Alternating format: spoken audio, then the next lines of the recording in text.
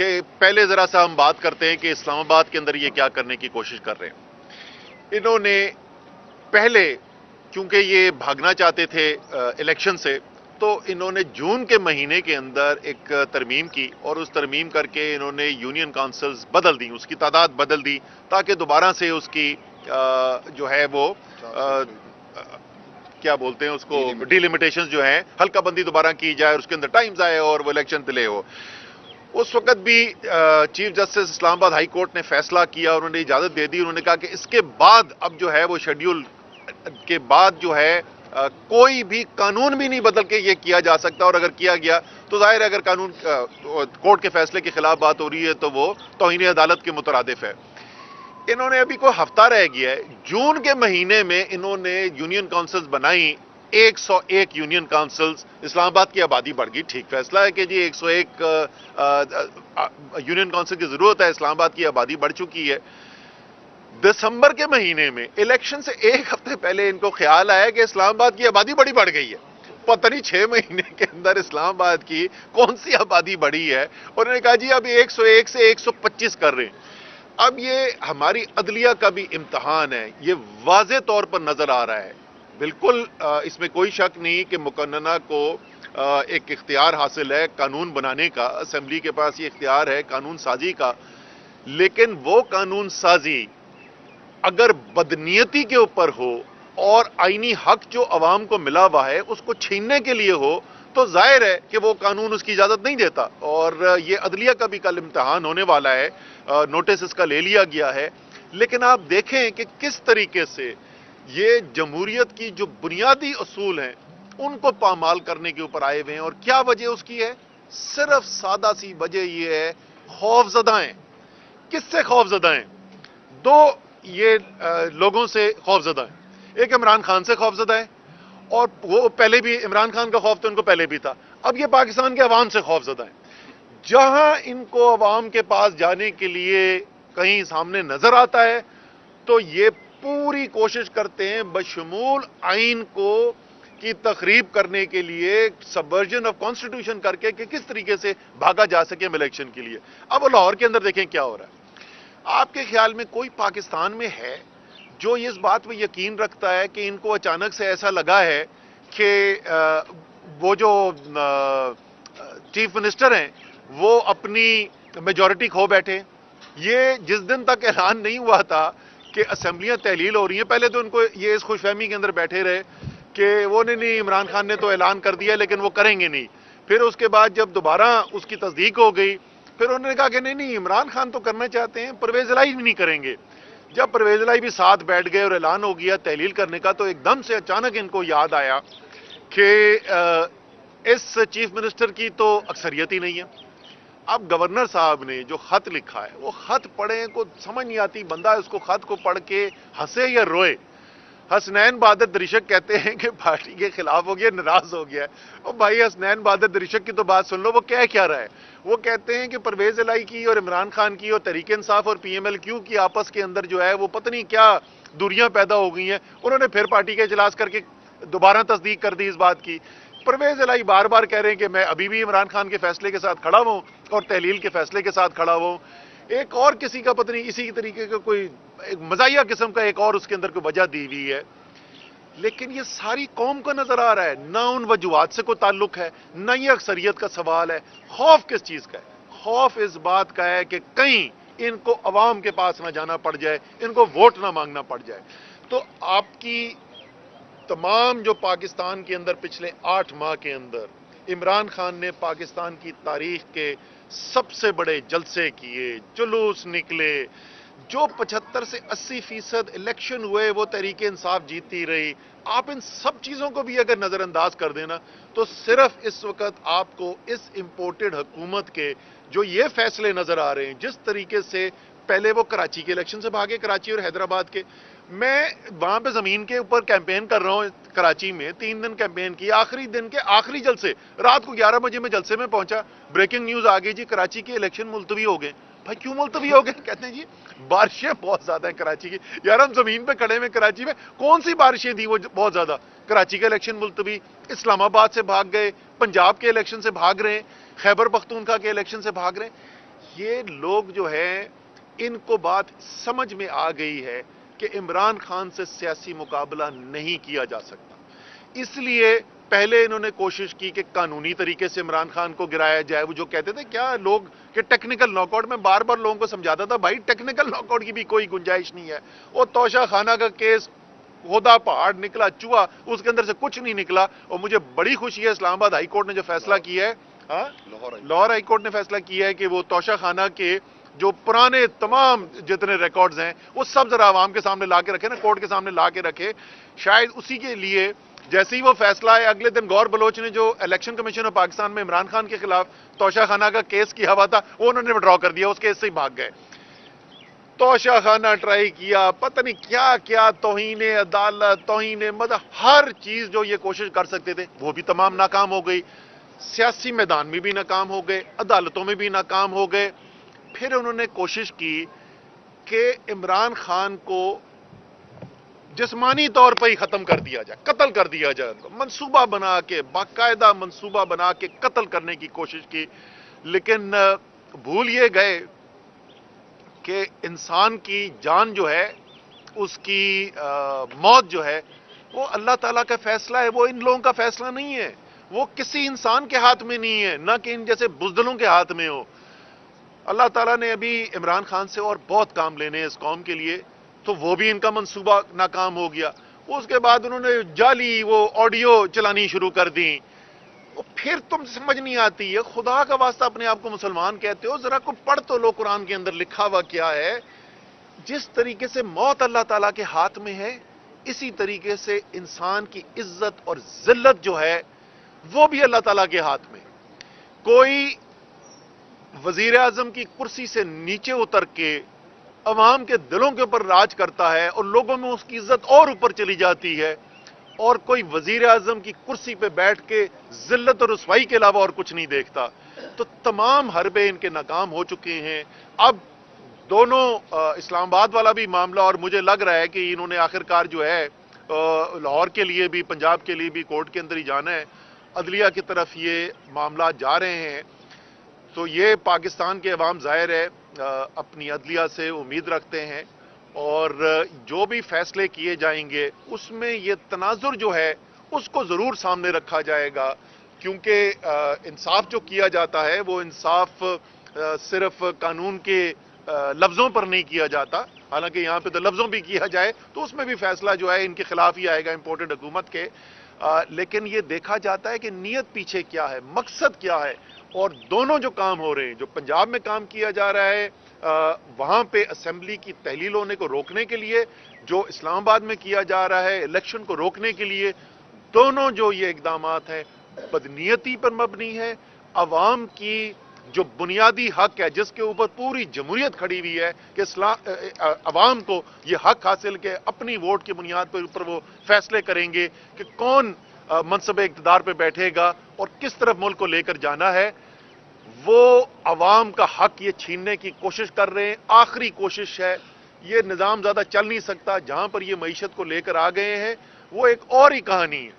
جو اس وقت پاکستان کے کاروباری طبقوں سے ذرا جا کے پوچھے نا، پہلے تو عوام کی بیچاروں کے ساتھ جو کیا گیا ہے، پاکستان کی تاریخ کی سب سے بڑی مہنگائی، سب سے زیادہ مہنگائی کبھی پاکستان کی تاریخ میں، یہ حکومت کے اپنے اعداد و شمار بتاتے ہیں.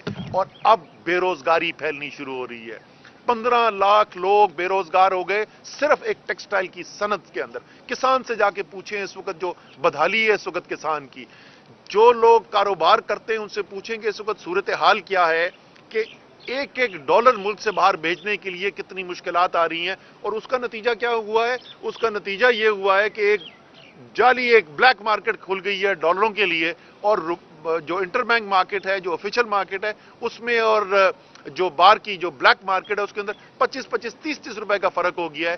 اس کا نتیجہ کیا نکل رہا ہے کہ ترسیلات زر جو نیچے آ رہی ہیں وہ گرتی چلی جا رہی ہیں، آفیشل ذرائع سے آ نہیں رہی ہیں. لوگ ظاہر ہے اپنے لیے زیادہ پیسے کے لیے وہ باہر کی پھر جو مارکیٹ ہے اس کو استعمال کر رہے ہیں. جس طریقے سے پاکستان کو نقصان پہنچایا جا سکتا تھا وہ ہر چیز ہمیں ہوتی ہوئی نظر آ رہی ہے.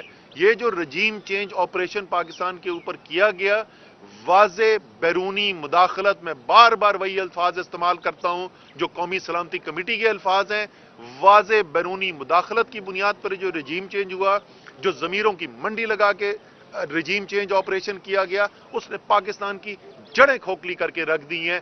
اس وقت خیبر پختونخوا میں جائیں اور ذرا جا کے لوگوں سے بات کریں کہ وہاں امن و امامہ کی صورتحال کیا ہو رہی ہے۔ اور یہ تقریر کر رہے تھے اس دن رانا ثناء اللہ بیٹھے ہوئے، بارڈر کنٹرول کرنا، جب بارڈر کی دوسری طرف سے جو ٹیررسٹ آ رہے ہیں وہ صوبائی حکومت کی ذمہ داری ہوتی ہے، اس کے وسائل صوبائی حکومت کے پاس ہوتے ہیں، کیا ٹیررزم جو ہے وہ صوبائی سبجیکٹ ہے؟ جیسے میں نے کہا کہ اگر یہ کوئی منصوبہ بھی بنائے کہ پاکستان کو کس طریقے سے کمزور کیا جا سکتا ہے، تو وہ اتنی افادیت کے ساتھ کام نہ کر سکے جتنا یہ پچھلے 8 مہینے میں رجیم چینج آپریشن کے بعد ہوا ہے۔ اور یہاں سے باہر نکلنے کا راستہ، واحد راستہ یہی ہے، عوام کے پاس جایا جائے، فریش مینڈیٹ لیا جائے، اور امید ہے کہ کورٹس جو ہیں، یہ جو آخری ان کی ڈیسپریٹ اٹیمپٹ ہے کہ کسی طریقے سے الیکشن کو روکا جائے اس امپورٹڈ حکومت کی، وہ کورٹس جو ہیں وہ اس کو رد کریں گے، اور انشاءاللہ تعالی پاکستان کے عوام جو ہے ایک نئے الیکشن کی طرف جائیں گے۔ جو وزارت داخلہ کا خط تھا، الیکشن کمیشن نے تو اس پہ اپنی عزت بچائی ہے۔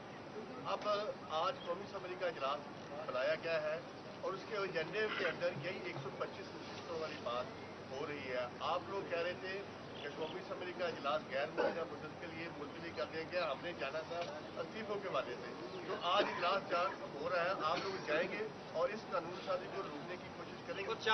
اچھا جی، یہ جی جو ہمارے جانے کی بات تھی، وہ کیونکہ انہوں نے کل رات کو ایک دم سے دوبارہ اجلاس بجا لیا، ہمارے باہر سے لوگ آنے تو اتنی جلدی میں ابھی آج تو نہیں آ سکتے، لیکن یہی تو میں آپ کو بتا رہا تھا کہ اسلام آباد ہائی کورٹ کی ججمنٹ کے اندر لکھا ہوا ہے، کیونکہ جج صاحب کو بھی، چیف جسٹس صاحب جو اس وقت کے تھے، ان کو نظر آ رہا تھا کہ یہ بدنیتی کی بنیاد کے اوپر بار بار صرف الیکشن میں تاخیر کرانے کے لیے یہ قانون سازی بدل رہے ہیں، اور اس میں لکھا ہوا تھا کہ آپ قانون سازی بھی نہیں کر رہے، یہ آج جو کرنے جا رہے ہیں یہ توہین عدالت کر رہے ہیں۔ بات کرتے آ رہے ہیں اور آپ بھی بہت سے لوگ بات کرتے ہیں، لیکن دوسری طرف موجودہ جو حکومت ہے وہ کامیاب ہو گئی ہے 9 جنوری کو جنیوا میں ایک ڈونرز کانفرنس کرانے کے حوالے سے، اور بلاول بھٹو زرداری اس سے بہت سی امیدیں لگا کے بیٹھے ہیں۔ How do you view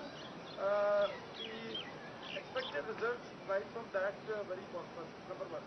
number 2 sir, آپ عوام میں بڑے مقبول ہیں، سارے معاملات ہیں آپ کے، لیکن ایک حقیقت یہ ہے کہ جب تک اسٹیبلشمنٹ کے ساتھ آپ کمفرٹیبل نہیں ہوں گے آپ شاید اپنے معاملات اچیو نہ کر سکیں۔ نئی اسٹیبلشمنٹ آئی ہے، ابھی تک اسی بلڈنگ کے ساتھ وہ کھیل رہی ہے، آپ کے اسٹیبلشمنٹ کے ساتھ تعلقات کی بہتری کے لیے جو اقدامات ہیں ان کے بارے میں کوئی بات کریں گے؟ اچھا جی، پہلی والی جہاں تک آپ کی بات ہے تو 9 جنوری کو کیا ہوگا وہ تو ہم دیکھیں گے۔ ابھی تک کیا ہوا ہے، ابھی تک یہ صورتحال ہے کہ ملک کے اندر ڈالرز کی کمی اور شارٹیج اس خطرناک حد تک پہنچ چکی ہے کہ باہر ہمارے سفارت خانوں میں جو لوگ بیٹھے ہوئے ہیں ان کو تنخواہیں دینے کے لیے ڈالر نہیں ہے ہمارے پاس، اور یہ موصوف جو ہیں کانپیں ٹانگنے والے، یہ کوئی 1.75 ارب روپے خرچ کر چکے ہیں اپنے دوروں کے اوپر۔ پاکستان کبھی کبھی یہ دورے کے اوپر آتے ہیں، ورنہ رہتے تو باہر ہی ہیں۔ ابھی تک تو پاکستان کے لیے کوئی لا نہیں سکے۔ پاکستان کے زر مبادلہ کے ذخائر آج جو ہیں وہ اس سے آدھے سے بھی کم ہے جس وقت یہ رجیم چینج آپریشن کے لیے عدم اعتماد کی تحریک لائی گئی تھی۔ تو ابھی تک تو سوائے ذلت، رسوائی اور ناکامی کی ہم نے کچھ نہیں دیکھا۔ باقی 9 جنوری کو کیا ہوتا ہے وہ بھی ہم دیکھ لیں گے۔ جہاں تک آپ کا سوال یہ ہے، مجھے یہ بتائیں کہ یہ ملک جو ہے، قائد اعظم نے اس کے لیے جدوجہد کی، مسلمانوں نے پورے برے صغیر کے پیچھے کھڑے ہو کے قائد اعظم کی قیادت کے اندر اس ملک کے لیے جدوجہد کی، لاکھوں لوگ شہید ہوئے ہجرت کرتے ہوئے اس ملک کے اندر۔ وہ کس قسم کا ملک تھا جس کے لیے قائد اعظم نے جدوجہد کی؟ قائد اعظم ایک آئین، دستور میں یقین رکھنے والے انسان تھے، وہ ایک آئینی پاکستان کے لیے جدوجہد کر رہے تھے۔ یہ واحد ملک ہے، پاکستان دنیا کی تاریخ کا پہلا ملک ہے جو ووٹ کے ذریعے حاصل کیا گیا۔ اس ملک کا حصول بھی ایک جمہوری طریقے سے کیا گیا۔ مجھے یہ بتائیں کہ یہ ایک انتہائی افسوس کی بات نہیں ہے کہ آپ کو یہ سوال بھی پوچھنا پڑ رہا ہے، اور زیادہ افسوس کی بات یہ ہے کہ آپ جو سوال پوچھ رہے ہیں کوئی ذی شعور آدمی یہ نہیں کہہ سک رہا کہ آپ غلط سوال پوچھ رہے ہیں۔ یہ کتنے دکھ اور افسوس کی بات ہے کہ یہ سوال پوچھنے پہ لوگ مجبور ہو جائیں کہ یار اسٹیبلشمنٹ کے ساتھ تعلقات اچھے ہیں یا نہیں ہیں، اور اس اسٹیبلشمنٹ سے تعلقات کی بنیاد کے اوپر اگلی حکومت بن سکتی ہے کہ نہیں بن سکتی۔ جو بھی پاکستان میں 70 سال ہوتا رہا جی، وہ سب کو پتا ہے۔ اس کی گواہی پچھلے چیف آف آرمی اسٹاف خود دے گئے ہیں، انہوں نے خود کہا کہ جی ہم سیاست کے اندر ملوث رہے ہیں، لیکن ساتھ ساتھ انہوں نے یہ بھی کہا کہ ہم یہ فیصلہ کر چکے ہیں کہ اب ہم سیاست کے اندر ملوث نہیں ہوں گے۔ تو ہماری سیاست جو ہے، ہم تو دیکھ رہے ہیں صرف پاکستان کے عوام کو۔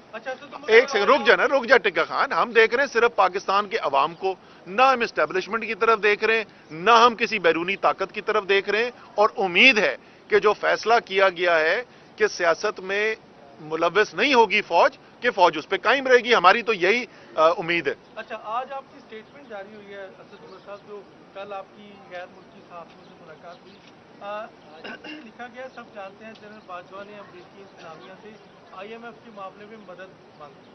اچھا، یہ کہنا کیا چاہ رہے ہیں؟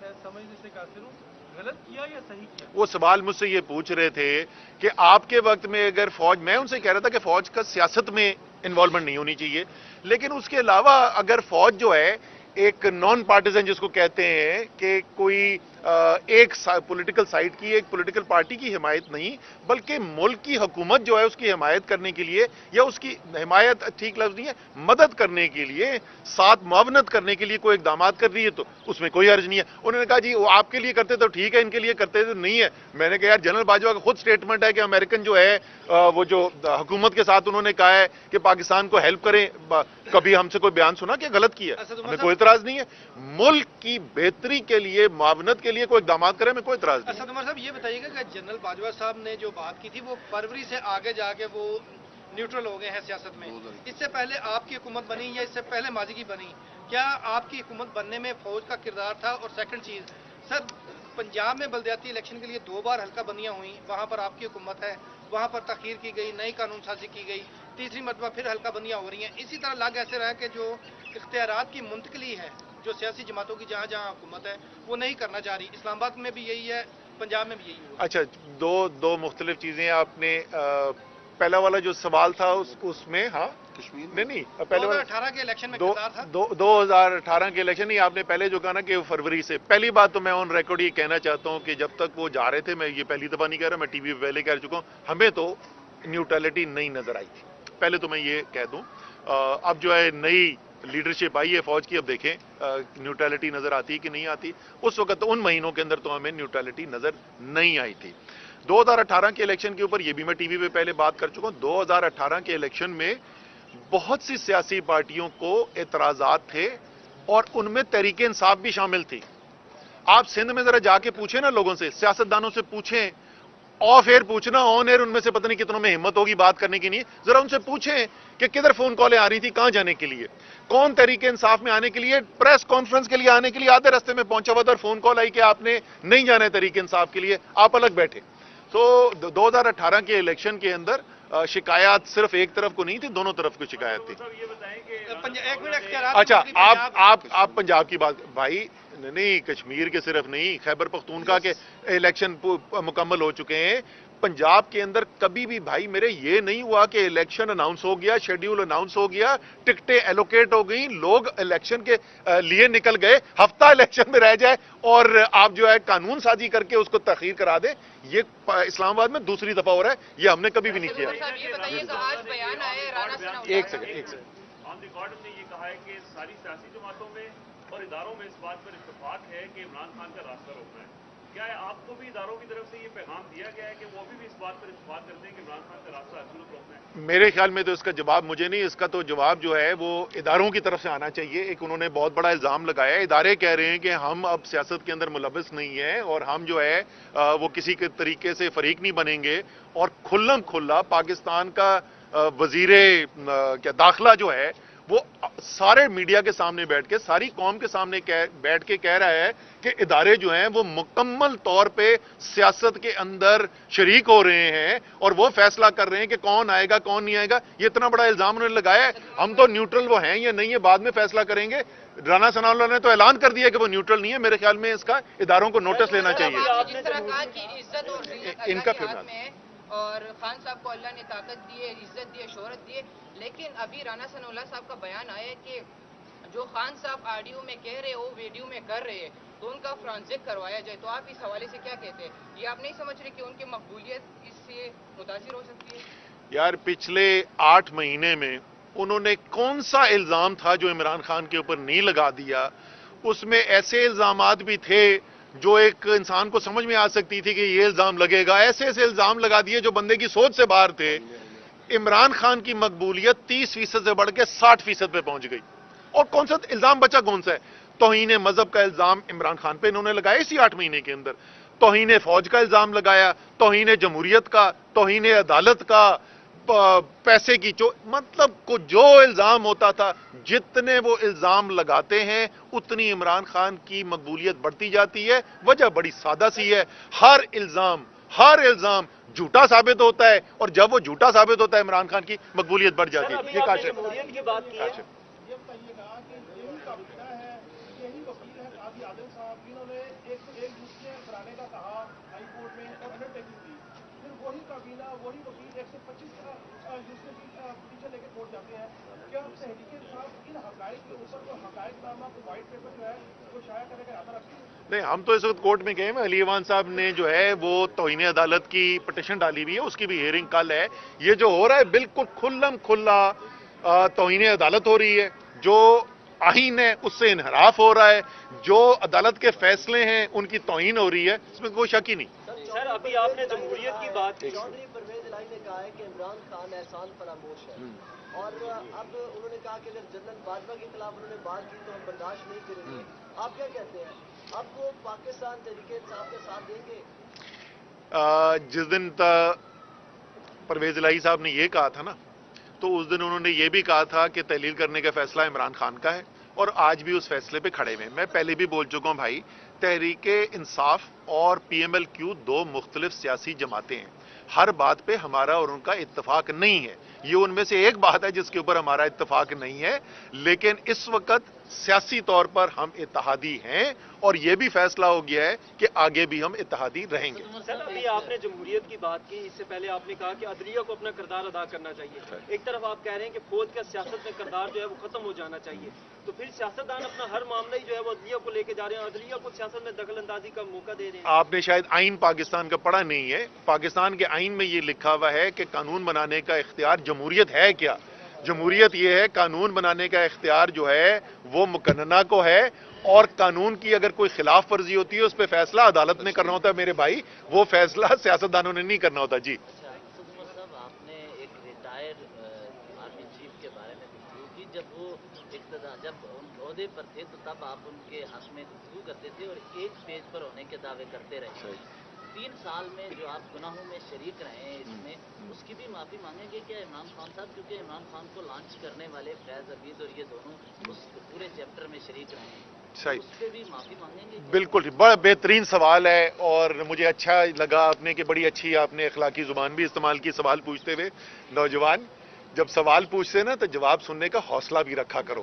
جو اپنے پسندیدہ کم سے کم سیاستدانوں کے اوپر تو بات سننے کا حوصلہ رکھا کرو، اگر اپنی نہیں سن سکتے. آپ کو پتا ہے میں کس کی بات کر رہا ہوں. اچھا دیکھو آپ کی جب باجوہ صاحب نے کام کیے جس کے اندر پاکستان کی بہتری کے اندر فوج نے معاونت کی، تو عمران خان نے اور ہم نے اس کی تعریف کی. ہم وہ تعریف آج بھی کرتے ہیں. میں آج بھی یہ کہتا ہوں، کرونا کی میری ذمہ داری تھی، میں لیڈ کر رہا تھا، فوج کی پوری بھرپور مدد حاصل تھی. میں نے آج بھی آپ کو کہا کہ آج بھی اس حکومت کے ہوتے ہوئے، امپورٹڈ حکومت ہوتے ہوئے، ایک رجیم چینج کی سازش کے تحت آئی ہوئی حکومت کے ہوتے ہوئے بھی اگر فوج کوئی معاونت کرتی ہے جس سے پاکستان کی بہتری ہوتی ہے، ہمیں اس کے اوپر کوئی اعتراض نہیں ہے. جب آپ جو بات کر رہے ہو اس سے تو صرف یہ ثابت ہو رہا ہے کہ ہم سچ کو سچ اور جھوٹ کو جھوٹ کہتے ہیں. جب انہوں نے غلط کام کیا، یہ آپ کی غلط فہمی ہے میرے بھائی.